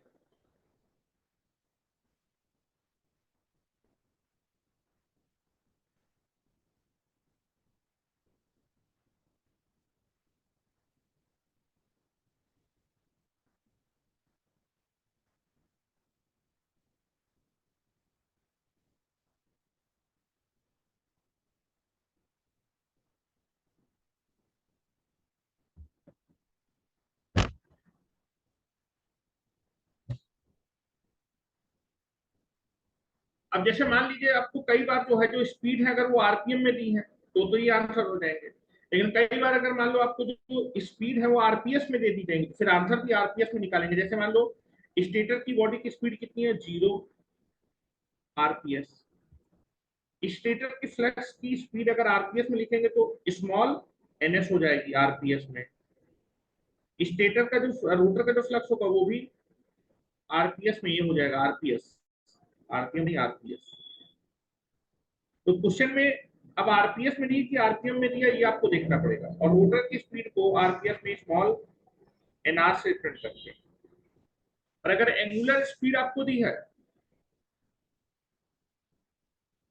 स्टेटर की फील्ड अगर रेडियन पर सेकंड में दी है, NS होगा, ये हो जाएगा रेडियन पर सेकंड में।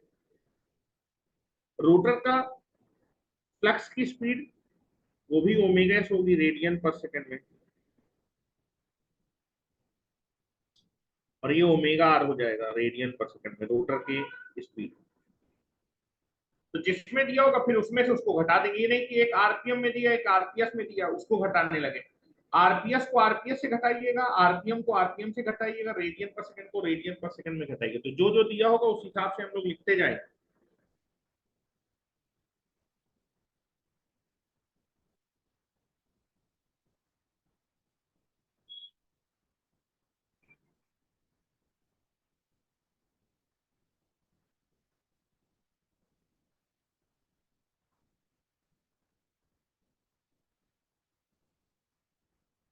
चलो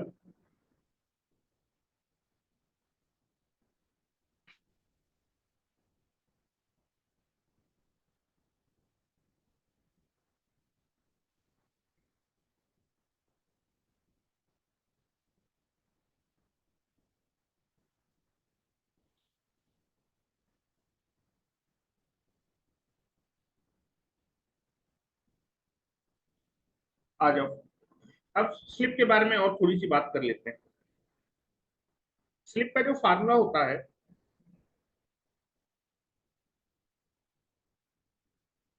स्लिप जिसको हम लोग एस से रिप्रेजेंट करते हैं, फार्मूला होता है NS minus NR divided by NS, ये फार्मूला होता है, ठीक है। अब अगर मैं बात करूंगा स्टार्टिंग के समय स्लिप कितनी होती है, जब इंडक्शन मोटर स्टार्ट होती है तो स्टार्टिंग के समय तो भाई जो रोटर होगा, ठीक है, स्लिप मुझे निकालना है। सिंक्रोनस स्पीड का फार्मूला तो तुमको मालूम होता है 120 एफ डिवाइडेड बाई पी से निकाल लेते हैं। तो रोटर की स्पीड मालूम होनी चाहिए। अगर मैं स्टार्टिंग में स्लिप निकालना चाहता हूं तो स्टार्टिंग में मुझे रोटर की स्पीड को रखना पड़ेगा, स्लिप निकालना पड़ेगा। और मैक्सिमम रोटर कितना जा सकता है सिंक्रोनस स्पीड, वैसे सिंक्रोनस स्पीड पे रन नहीं करता, लेकिन मैक्सिमम लिमिट निकालना चाहे तो सिंक्रोनस स्पीड पे स्लिप निकाल लेंगे, ठीक है। तो दैट इज, यहाँ पर मैं रेंज निकालना चाहता हूँ कि जब आपकी इंडक्शन मोटर रन करती है तो स्लिप कहां से कहां तक चेंज होती है, ठीक है। तो दैट इज, अगर मैं बात करूं at the time of starting, at starting, starting के समय स्लिप कितनी होती है, याद रखिएगा, very very important. At starting, या फिर इसको स्टैंड स्टिल भी बोलते हैं। स्टैंड स्टिल मतलब जो जब रोटर रुका हुआ होता है, स्टैंड स्टिल, ठीक है। स्टैंड स्टिल के समय या फिर स्टार्टिंग में रोटर की स्पीड जीरो होती है, तो स्टार्टिंग में स्लिप कितनी हो जाएगी, एनएस माइनस एनआर की वैल्यू हो जाएगी zero, that is NS, that is NS minus NS divided by NS, that is equal to 1। Very very important, कभी भी आपसे पूछा जाए at the time of starting, जब इंडक्शन मोटर स्टार्ट होती है तब स्लिप की वैल्यू कितनी होती है, 1। स्लिप की वैल्यू कितनी होती है, 1। और एट सिंक्रोनस स्पीड पे अगर बात करें तो स्लिप कितनी होगी, वैसे तो सिंक्रोनस स्पीड पर रन नहीं करेगा तो स्लिप उससे थोड़ा सा कम ही रहेगी, ठीक है। तो आप देखेंगे स्टार्टिंग समय जब रोटर रुका हुआ है तब स्लिप की वैल्यू 1 है। अब जैसे जैसे आपका इंडक्शन मोटर रन करना स्टार्ट करेगी तो हम देखेंगे स्लिप की वैल्यू घटेगी कि बढ़ेगी। अब मेरी इंडक्शन मोटर स्पीड को स्टार्टिंग के समय जब वो स्टार्ट हो रही थी तब तो रोटर रुका हुआ था तो स्लिप की वैल्यू 1 थी। अब इंडक्शन मोटर का रोटर जब रोटेट करेगा तब स्लिप देखना है कि कम हो रही थी बढ़ रही है, ठीक है। तो एट सिंक्रोनस स्पीड पे बात करते हैं, सिंक्रोनस स्पीड, जब रोटर की स्पीड सिंक्रोनस स्पीड हो जाएगी मतलब जो रन करेगा, तब स्लिप कितना हो जाएगा, तो स्लिप कितना हो जाएगा सिंक्रोनस स्पीड पे एनएस माइनस एनआर की वैल्यू भी एनएस है डिवाइडेड बाई एनएस, तो यहाँ से तो स्लिप की वैल्यू बेटा जीरो आ जाए। तो आप देखेंगे जो इंडक्शन मोटर का जो रोटर है वो जब रोटेट करेगा तो इससे तो थोड़ा सा कम ही रहेगा, तो स्लिप की वैल्यू भी इससे थोड़ी सी कम रहेगी। यहाँ से आपको दिखना चाहिए कि इंडक्शन मोटर में जैसे जैसे आपका जो है जो रोटर उसकी स्पीड बढ़ती जाएगी, रोटर की स्पीड बढ़ती जाएगी, पहले स्पीड जीरो थी उसके बाद स्पीड जैसे जैसे बढ़ती जाएगी वैसे वैसे स्लिप 1 से कहां की तरफ घटेगी, जीरो की तरफ, तो स्लिप घटती जाती है। इंडक्शन मोटर में जैसे जैसे रोटर की स्पीड क्या होती जाएगी, कम होती जाएगी, वैसे वैसे स्लिप की वैल्यू 1 से जीरो की तरफ जाएगी, मतलब स्लिप घट रही है रेटेड स्पीड में, ठीक है। जब आपका रेटेड या फिर फुल लोड स्पीड पे, ठीक है, रेटेड स्पीड या फिर फुल लोड स्पीड पे जो स्लिप होती है, स्लिप घट रही है, देखो जीरो के आसपास होगी रेटेड स्पीड पे, जब क्योंकि जो इंडक्शन मोटर का जो रोटर होता है वो सिंक्रोनस स्पीड के आसपास स्पीड पे रन करता है।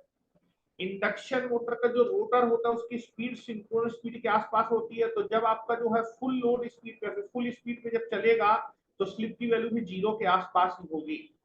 स्टार्टिंग के समय स्लिप की वैल्यू सबसे ज्यादा होती है 1, लेकिन जब इंडक्शन मोटर का जो रोटर होता है जब अपनी स्पीड को बढ़ाते बढ़ाते फुल लोड स्पीड, मैंने बताया था फुल लोड स्पीड आपकी जो है रोटर की स्पीड, रोटर जब फुल लोड स्पीड को तो स्पीड सिंक्रोनस स्पीड से थोड़ी सी कम होती है, अगर स्पीड सिंक्रोनस स्पीड से थोड़ी सी कम होगी तो स्लिप की वैल्यू भी जीरो से थोड़ी सी ज्यादा होगी, ठीक है।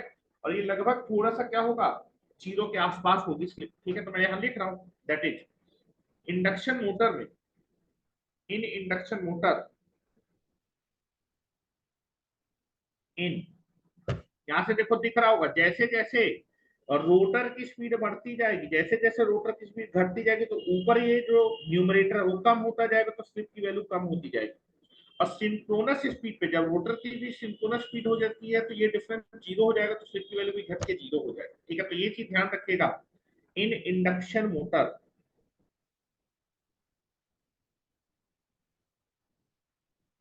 जो स्लिप होती है, स्लिप 0 से 1 के बीच में होती है। क्या स्लिप की वैल्यू 1 हो सकती है? बिल्कुल 1 हो सकती है, लेकिन स्लिप कभी 0 हो सकता है क्या?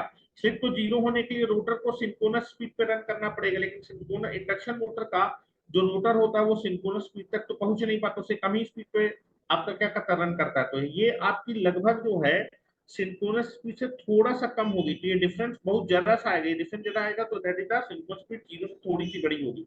तो रेंज लिखी होती है इंडक्शन मोटर में, जो स्लिप होती है वो 0 से बड़ी होती है, 0 से 1 के बीच में ये रेंज होती है। This is the range of the slip, this is the range of the slip.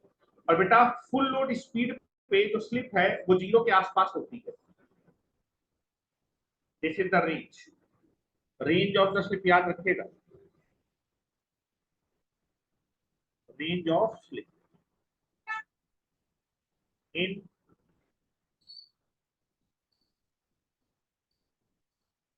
Induction motor. Induction motor में जो रेंज होती है वो आपकी कितनी होती है? That is nothing but the 0 से 1 के बीच में। और ये भी लिख देता हूं, दैट इज जो स्मॉल रेटिंग की मशीन होती है, स्मॉल रेटिंग या मीडियम के लिए जो फुल लोड के समय जो स्लिप होगी वो 0 के आसपास होगी, लगभग 0.05 या फिर 0.04 परसेंटेज में होगा। 5 से 4% के आसपास स्लिप पे रन करता है। जो लो रेटिंग या फिर मीडियम रेटिंग की इंडक्शन मोटर होती है, फुल लोड के समय जो उनकी स्लिप होती है वो 4 से 5% के आसपास होती है, ठीक है। और जब आप इसको वैल्यू में निकालेंगे तो 0.05 या फिर 0.04 होगा, 0 के आसपास। और जो high that is high rating की मशीन होती है वो फुल लोड के समय जो है किस स्लिप पे रन करती है? 2 से 1% की स्लिप पे रन करती है। तो ये चीज लिख लीजिएगा, मैं लिख देता हूँ। फॉर स्मॉल और मीडियम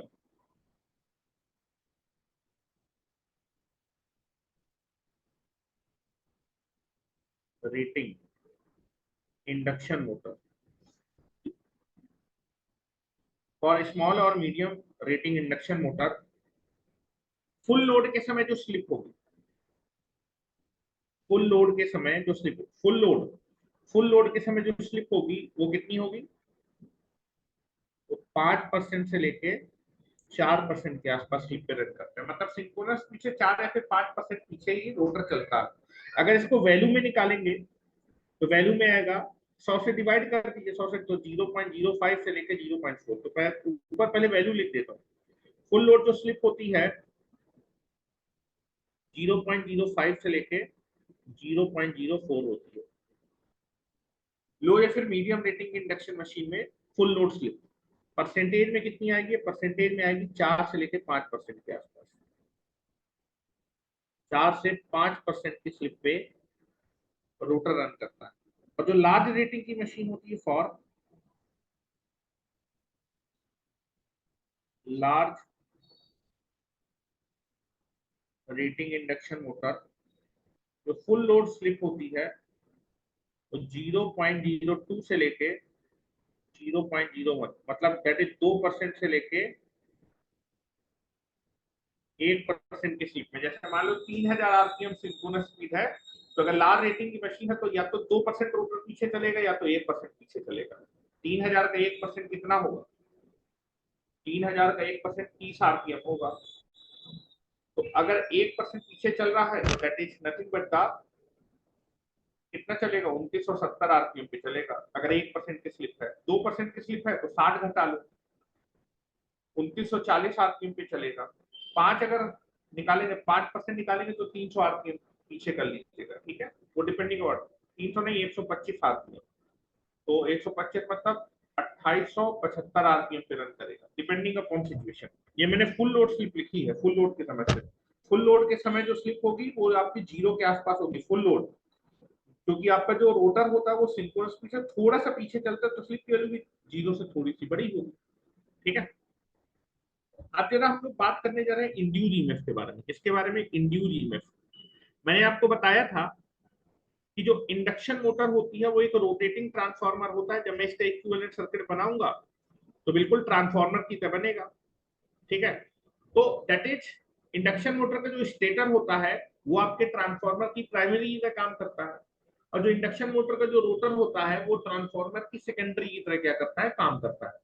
और जो इसमें ईएमएफ भी आता है, ईएमएफ की इक्वेशन बिल्कुल सेम आती है। तो इंडक्शन मोटर का एक नाम भी दिया जाता है, induction motor is nothing but it is a rotating transformer whose secondary short circuit, क्योंकि रोटर को सेकेंडरी की तरह ट्रीट करते हैं जो कि शॉर्ट सर्किट होता है, इसलिए नाम दे दिया जाता है कि जो हमारे पास इंडक्शन मोटर होती है it is a rotating transformer whose secondary short circuit. तो इस चीज को लिख लीजिएगा नोट करके। तो क्या मैं ट्रांसफार्मर से इसको तुलना करने जा रहा हूँ। Induction motor is nothing but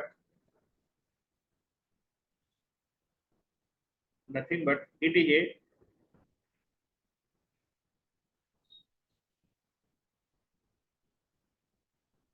a rotating transformer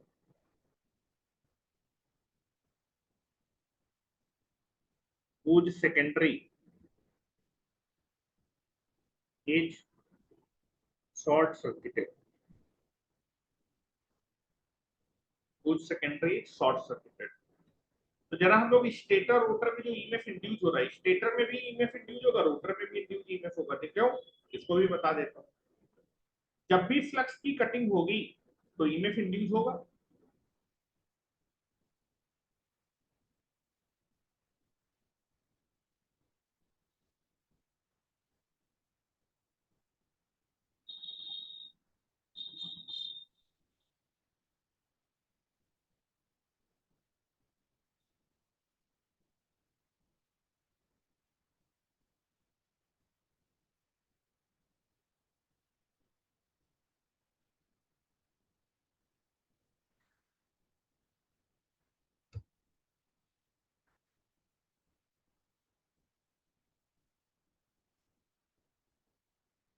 चलो,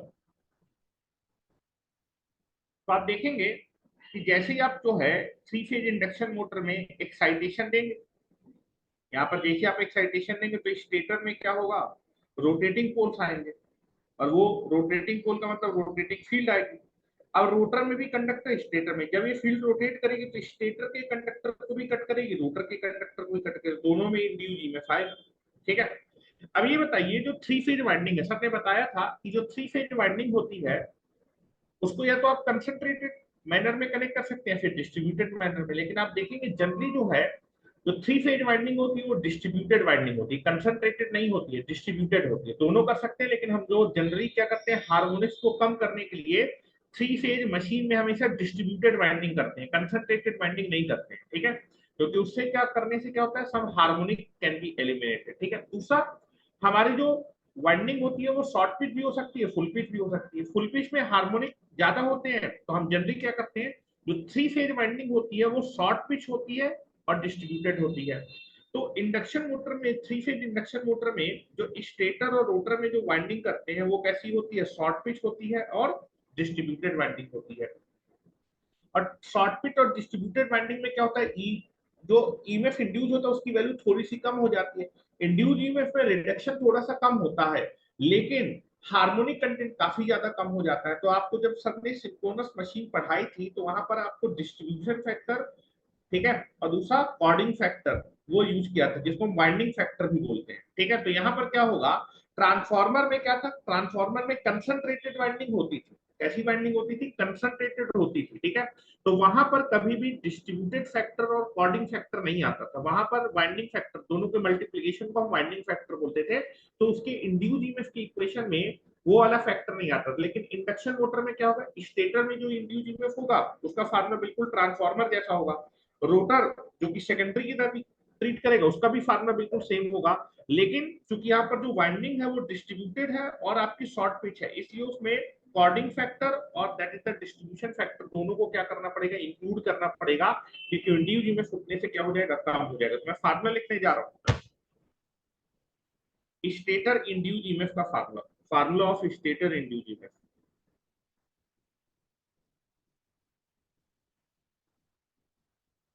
formula of stator induced EMF. Stator induce EMF को हम लोग रिप्रेजेंट कर रहे हैं ईएस से। उसका जो फार्मूला होगा वो बिल्कुल ट्रांसफॉर्मर, क्योंकि इंडक्शन मोटर का जो स्टेटर होगा वो it is behaving like a primary of the transformer. तो फार्मूला क्या होगा, 4.44 pi M into F into number of turn N1।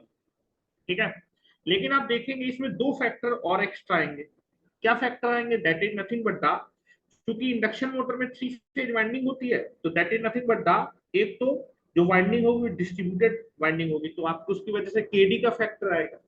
और दूसरा आपका शॉर्ट पिच होगी, मतलब कॉर्डिंग कॉर्डिंग फैक्टर आएगा। इन दोनों के मल्टीप्लिकेशन को हम लोग क्या बोलते हैं, winding factor, that is केडब्ल्यू। केडब्ल्यू is called the winding factor.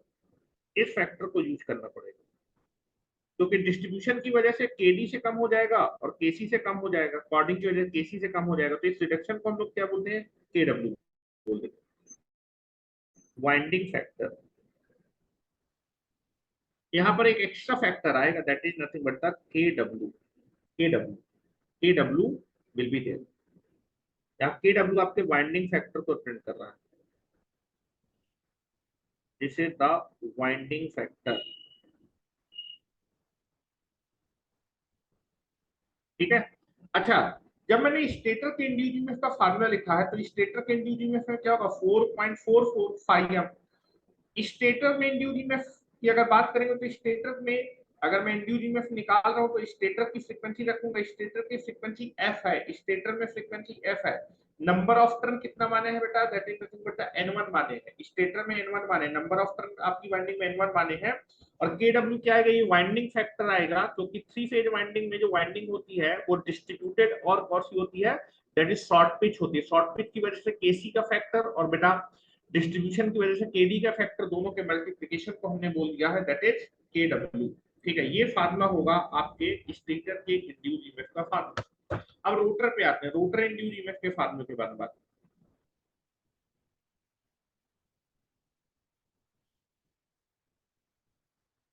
Formula of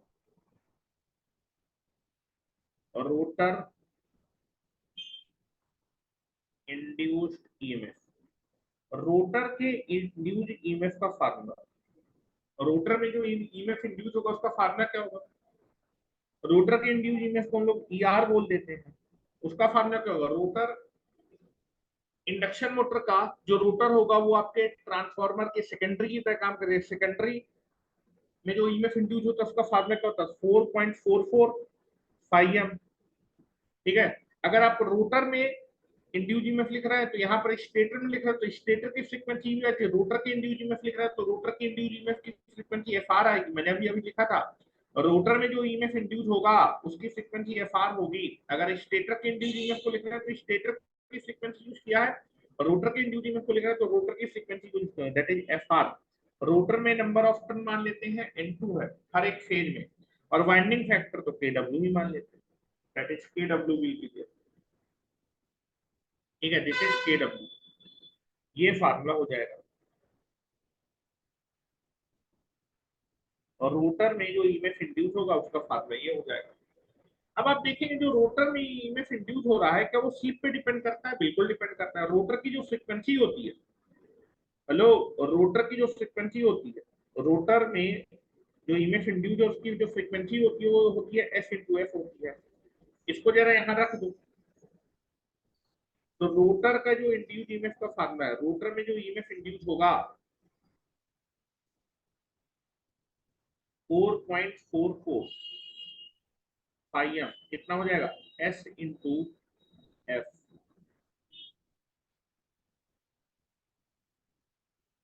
N2 into KW। यहाँ से आप बोल सकते हैं रोटर में जो ईएमएफ इंड्यूस होगा वो स्लिप के प्रोपोर्शनल होता है, प्रोपोर्शनल टू स्लिप, स्लिप के प्रोपोर्शनल होता है।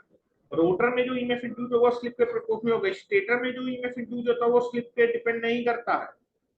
आप ये बताइए, जैसे जैसे आपके रोटर की स्पीड बढ़ती जाएगी, हेलो, जैसे जैसे रोटर रोटर स्टैंड स्टार्टिंग समय स्लिप सबसे ज्यादा होती है, लेकिन जैसे जैसे स्पीड आपकी बढ़ती जाएगी वैसे वैसे स्लिप कम होती जाएगी, ध्यान रखिए। और बेटा जैसे जैसे आपकी रोटर की स्पीड चेंज होगी वैसे वैसे स्लिप चेंज होगी, वैसे जैसे जैसे स्लिप चेंज होगी तो रोटर में जो ईएमएफ इंड्यूस होगा वो भी चेंज होगा। वेरिएबल इंड्यूस ईएमएफ होता है, ठीक है। That is nothing but the, इसका मतलब है कि जो रोटर का इंड्यूस ईएमएफ वो स्लिप पे डिपेंड करता है। अगर स्लिप ज्यादा ज्यादा स्लिप पे अगर आपका रोटर रन कर रहा है, स्लिप की वैल्यू ज्यादा होगी तो इंड्यूस ईएमएफ भी ज्यादा होगा, स्लिप की वैल्यू कम होगी तो इंड्यूस ईएमएफ कम होगा। ध्यान रखिएगा, जब फुल लोड के समय स्लिप की वैल्यू बहुत कम होती है, जब फुल लोड अप्लाई करते हैं, फुल लोड के समय आपकी स्लिप की वैल्यू जीरो के आसपास होती है। स्लिप की वैल्यू जीरो के आसपास होती है, अगर स्लिप की वैल्यू जीरो के आसपास होती है तो रोटर के में जो ईएमएफ इंड्यूस होता है उसकी वैल्यू भी बहुत कम होगी, वेरी वेरी स्मॉल, ठीक है। इस चीज को ध्यान रखिएगा। तो ये आपके फार्मूले थे। अब नेक्स्ट चलते हैं equivalent circuit of the induction motor. Next setting डाल दीजिए।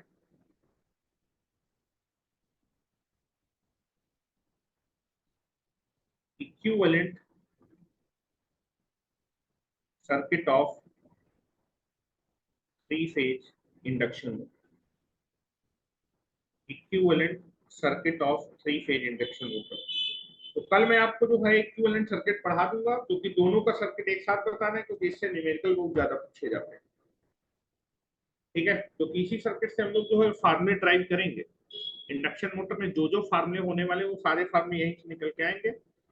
मैं आपको बिल्कुल क्रिस्प दे रहा हूँ, जो आपके एग्जामिनेशन में डायरेक्ट क्वेश्चन आते हैं वो सारे आपको कॉपी में बनवाए दे रहा हूँ, इधर उधर पढ़ने की जरूरत नहीं है, ठीक है। तो इसके आगे कंटिन्यू करते हैं। कल मैं थोड़ी लंबी क्लास ले लूंगा तो काफी हद तक आपका जो है इक्विवेलेंट सर्किट और मेन मेन फार्मूले आपके निपट जाएंगे। फुल लोड टॉर्क का फार्मूला क्या होगा, स्टार्टिंग टॉर्क का फार्मूला क्या होगा, वो सारी की सारी चीजें जो है कल जो है कंप्लीट कर लेंगे, ठीक है। Thank you very much.